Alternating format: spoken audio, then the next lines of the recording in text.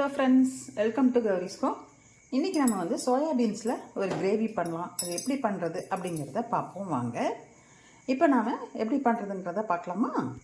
இப்போ இந்த சோயாபீன்ஸை வந்து நான் சுடுதண்ணியில் போட்டு நல்லா ஆற வச்சுட்டேன். நான் போட்டு கொஞ்சம் நேரமாச்சு. நீங்கள் வந்து எப்படி பண்ணுவீங்க? உங்கள் வீட்டில் சோயாபீன்ஸ் பண்ணியிருப்பீங்க. அந்த மாதிரி சுடுதண்ணியில் போட்டு கொஞ்சம் நேரம் அந்த இதில் அந்த சூடு ஆறுற மட்டும் வச்சுக்கோங்களேன், அது நல்லாயிருக்கும். அந்த மாதிரி பண்ணிவிட்டு நல்லா ஊறி இருக்கும். அந்த மாதிரி பண்ணிவிட்டு நல்லா கையில் பிழிஞ்சு தண்ணி இல்லாமல் எடுத்து வச்சுக்கோங்க ஃபஸ்ட்டு. இப்போது நீங்கள் வந்து சின்ன சோயாபீன்ஸ் போட்டுக்கலாம், இல்லைன்னா பெரிய சோயாபீன்ஸ் போட்டுக்கலாம். நான் ஏன் ரெண்டையும் கலந்து வச்சுருக்கேன்னு பார்க்குறீங்கன்னா, சின்ன சோயாபீன்ஸ் வந்து கொஞ்சமாக இருந்துச்சு, பத்தாதோ அப்படின்னு நினச்சேன். சாப்பிடும்போது பத்தாமல் பேசினா அது நல்லா இருக்காதுல்ல. அதனால் வந்து என்ன பண்ணேன், பெரிய சோயாபீன்ஸ் எடுத்து கலந்துட்டேன். இப்போ இதை நல்லா பிழிஞ்சு எடுத்துக்கலாம் தண்ணி இல்லாமல்.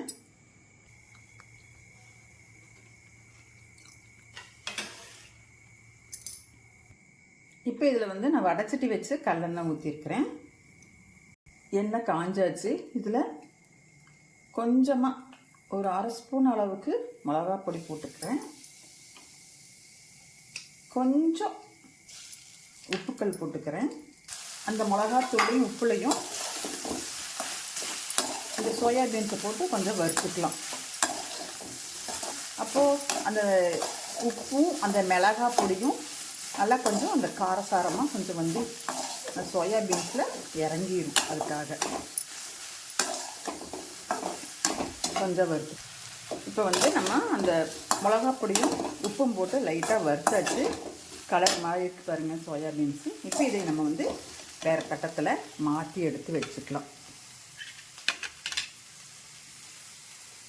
இப்போ சோயாபீன்ஸ் வறுத்த வடைச்சட்டிலேயே தான் வந்து எண்ணெயை காய்ச்சிருக்கிறேன். இதில் வந்து எண்ணெய் காஞ்ச உடனே பெரிய வெங்காயம் ஒரு வெங்காயம் கட் பண்ணியிருக்கிறேன். இதை போட்டு நல்லா வதக்குவோம். வெங்காயம் இந்த மாதிரி கலர் மாறினதுக்கப்புறமா தக்காளியை சேர்த்துட்டு,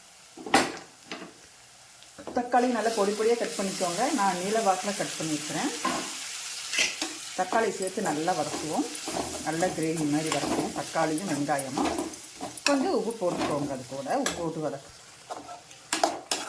வெங்காயம் வதங்கிட்டு இருக்கட்டும். அதுக்குள்ளார இதுக்கு ஒரு மசாலா ரெடி பண்ணலாம். இஞ்சி பூண்டு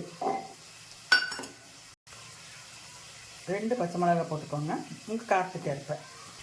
நான் வந்து முழு முந்திரியாக இருக்கிறதுனால 3 எடுத்துருக்கிறேன். நீங்கள் சிங்கிளாக இருந்ததுன்னா ஒரு 5-6 எண்ணெய் எடுத்துக்கோங்க. ஒரு 4 பெரிய வெங்காயம் எடுத்து அது போட்டிருக்கிறேன்.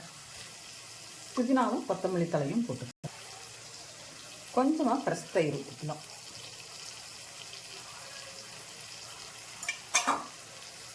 இப்போ இதையெல்லாம் அரைச்சிடலாம். இப்போ இதே ஜாரில் மூடி அரைச்சிடலாம். இப்போ வந்து இந்த பேஸ்ட்டு அரைச்சாச்சு. இப்போ இதை வந்து நம்ம தக்காளி அந்த கொஸ்தில் ஊற்றிடலாம். தக்காளி பாருங்கள் நல்லா அப்படியே கிரேவி ஆகிடுச்சு. குழம்பு கொஞ்சம் மாதிரி ஆயிடுச்சு. இப்போ இதில் இந்த க்ரீன் பேஸ்ட்டை ஊற்றியாச்சு. இப்போ இந்த மிக்சியும் அலசி அந்த தண்ணியும் ஊற்றியாச்சு. ஊற்றி இப்போ நல்லா கலக்கி விடலாம். கொதிக்கட்டும்.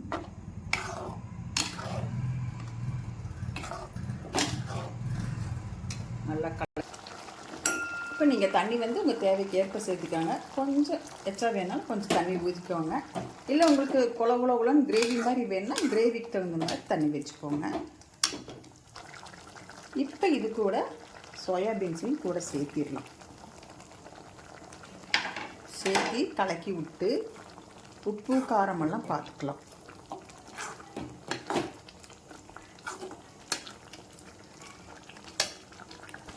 சரி, இப்போ சோயாபீன்ஸ் வேகட்டும், மசாலா ஆகட்டும். அதுக்குள்ளார சப்பாத்தி போடும்.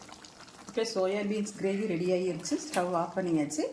இப்போ நம்ம சப்பாத்திக்கு வச்சு சாப்பிடலாம். இப்போ இந்த சப்பாத்திக்கு சோயாபீன்ஸ் கிரேவி வச்சு சாப்பிடுவோம். நீங்களும் இதே மாதிரி செஞ்சு பாருங்கள். செஞ்சு பார்த்துட்டு எப்படி இருக்குன்னு சொல்லி எனக்கு சொல்லுங்கள். இந்த வீடியோ பிடிச்சிருந்தா எனக்கு ஒரு லைக் பண்ணுங்கள், ஷேர் பண்ணுங்கள். அப்படியே கௌரிஸ்கோ சேனலை சப்ஸ்கிரைப் பண்ணிவிட்டு பாருங்கள்.